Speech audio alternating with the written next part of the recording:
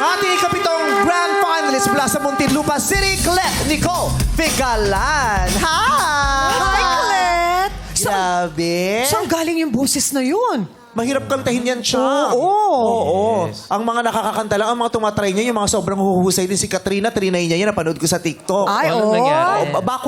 Bakulaw challenge kasi yan eh. Yung kay Laika. At nakaka-proud din kasi si Laika, kapapanalo lang sa tawag ng tanghalan. Yes. Pero after a while, kanta niya na yung ginagamit May sa grand hit final. song na agad. Laika, Totoo congratulations. naman. We are very proud of you, our TNT champion. Produkto Diba? ng tawag ng Correct. tanghalan din. At siya naman, di ba dati sumali ka ng The Voice? Opo. Walang umikot sa'yo, di ba? Pero ngayon, nasa grand finals ka na.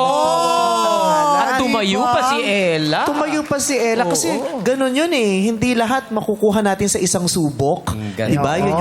Yun yung natutunan mo. Hindi sa isang subok makukuha mo agad. Pero kung gusto mo at huhusayan mo na, ano yun? Kung, Try and try. Yun, Try and At saka, try. paghihirapan nyo po dapat yung gusto nyo para makamit nyo po. yes! Tama. Try and try. At importante, fighting, wag susuko.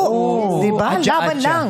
Kung mahalaga talaga sa'yo ito, hindi mo isusuko ng isang ano lamang, isang subok. Di ba? Subok ng subok hanggang sa tuluyang makamit. Ang galing. At ano pa to ha, na-challenge din siya kasi hindi naman naging mabilis ang labang, hindi naging madali ang journey niya sa championship eh. Natalo na siya. Rumesbak pa. O, kita mo, talagang fighter. Umiyak ka na nung natalo ka sa sa daily. Hindi po. Masaya pa nga po ako kasi po nakapag-perform po Talaga? ako. Nung nanalo ka, umiyak ka? Opo.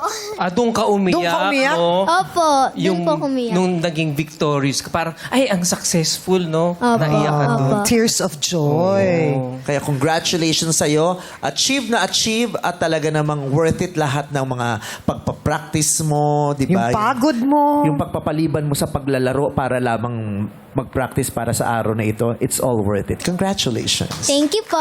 Congrats.